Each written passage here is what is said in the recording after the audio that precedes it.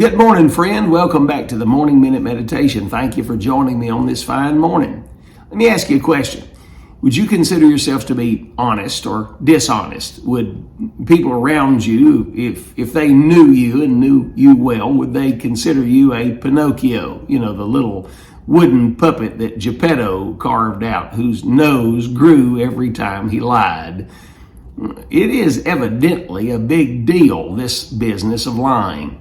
The Apostle Paul in Ephesians chapter number 4 made this statement. He said, "Wherefore, putting away lying, speak every man truth with his neighbor, for we are members one of another."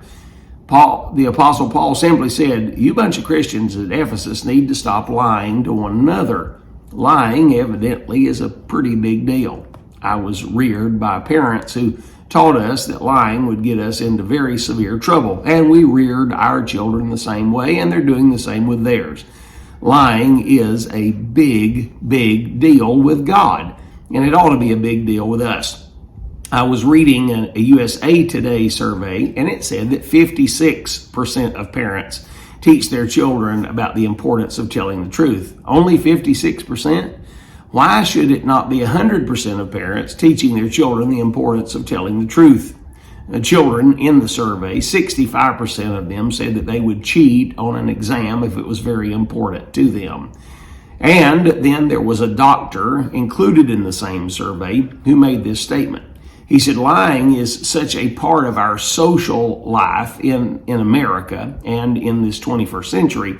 Lying is such a big part of that children who do not develop the skill of lying, they're going to have social problems and difficulties fitting into the culture that we live in.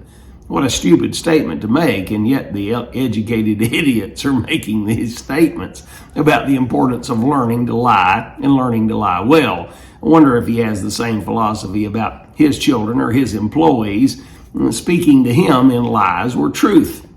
It's important. It's amazing how we can justify lying when it comes to ourselves, but not when it's being told to us. It seems to get us upset for some reason. Another survey I was reading behind made this statement. It said that the average person lies approximately once to twice per day. 60% of people lie at least once in a 10-minute conversation.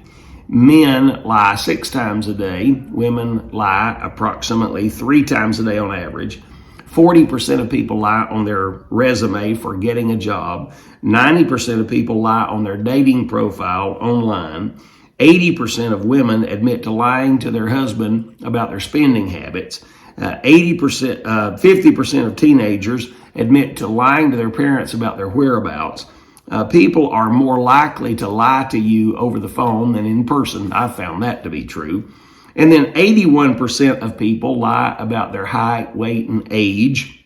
And then it topped off the survey by saying that a politician in a debate will lie an average of once every 5 minutes. Now, that part I certainly can believe.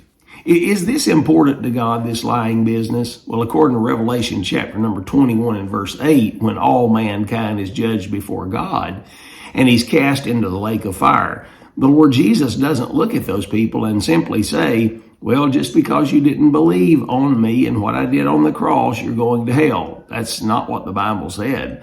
In Revelation 21:8, the Bible said, but the fearful and unbelieving and abominable and murderers and whoremongers and sorcerers and idolaters.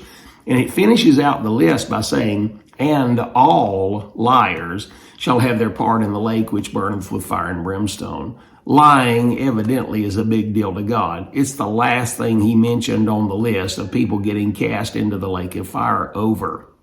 I remember back in the 90s listening to the evangelists who were over sensational about everything in their message. And the sensationalism of their illustrations, once I began to poke around as an investigator and try to figure out some things and ask a few questions, found out that a lot of the illustrations that were being used as being personal were lies. It's amazing how many preachers lie behind the pulpit.